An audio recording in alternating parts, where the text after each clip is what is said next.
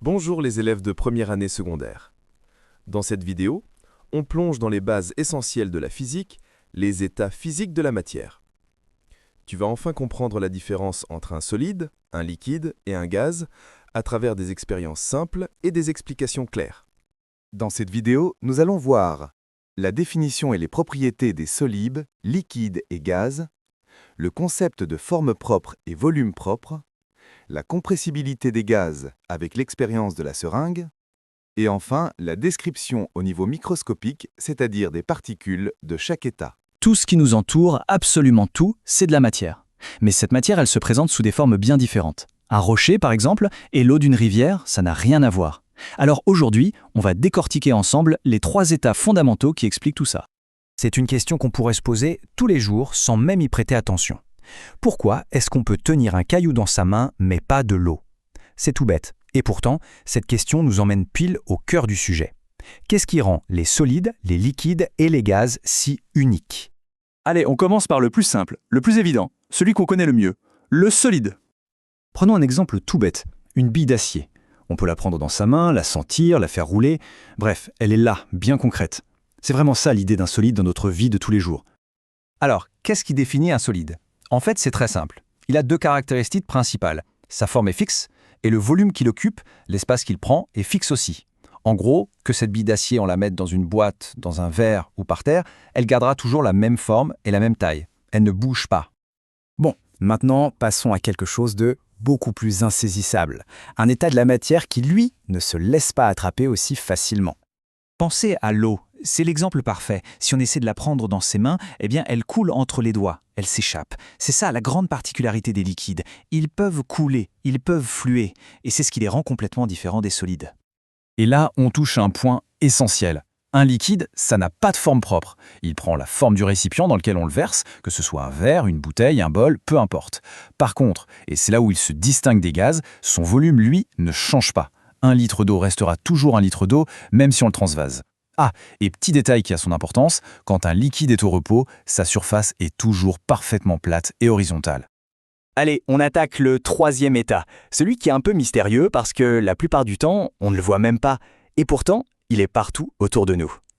Justement, ça amène une bonne question. Un verre qui a l'air vide, est-ce qu'il est réellement? On va voir qu'une petite expérience très simple peut tout nous apprendre.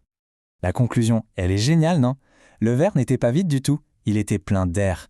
Et l'air, c'est un gaz. C'est donc bien de la matière, quelque chose qui prend de la place. C'est pour ça que l'eau ne pouvait pas rentrer, la place était déjà prise.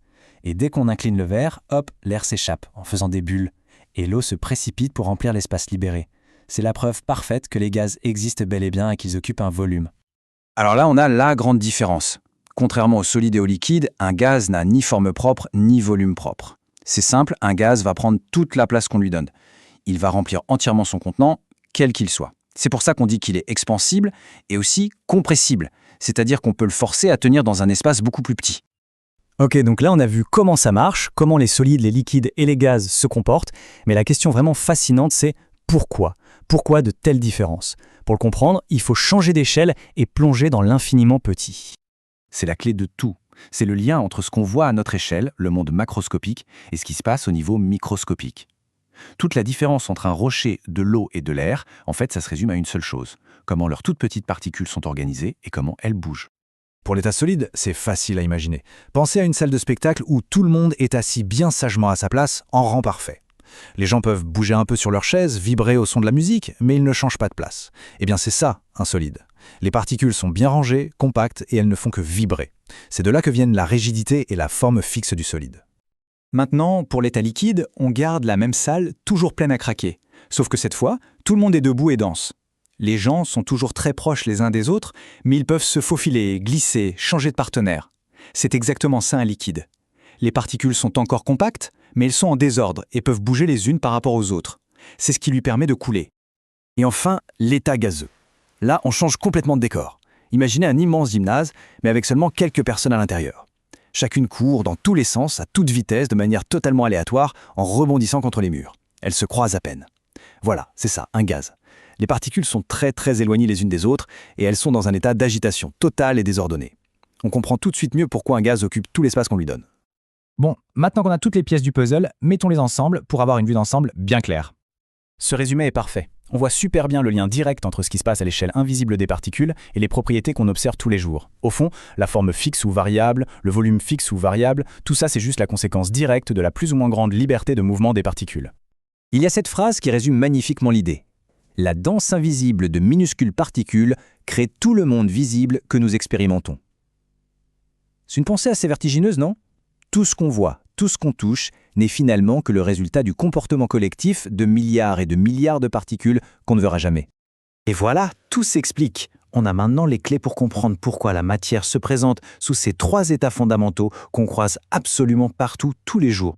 Mais est-ce que tout est toujours si simple ? Est-ce que la nature aime vraiment ranger les choses dans des cases aussi nettes ? Pour terminer, une dernière question pour titiller la curiosité. Il existe en fait des états intermédiaires, comme les cristaux liquides de nos écrans par exemple. C'est plus désordonné qu'un solide, mais plus ordonné qu'un liquide.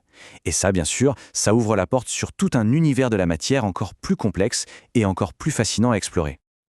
Avant de nous quitter, j'ai une petite énigme pour toi. Elle reprend une expérience que nous avons vue ensemble. Imagine la situation suivante. Tu as une éprouvette graduée contenant exactement 50 ml d'eau. Tu y plonges délicatement un morceau de bois qui flotte. Le niveau de l'eau monte et s'arrête à la graduation 65 ml. Quel est le volume du morceau de bois? Est-ce 15 ml? Plus? Moins? Et surtout, pourquoi? Réponds avec ton raisonnement dans les commentaires. J'irai lire vos réponses et je donnerai la solution, avec l'explication détaillée, dans un commentaire ou dans un prochain post. C'est à toi de jouer. Dara. شكراً على المشاهدة. إذا عجبك الفيديو لا تنسى الاشتراك في القناة، قناة بروفي التعليمية.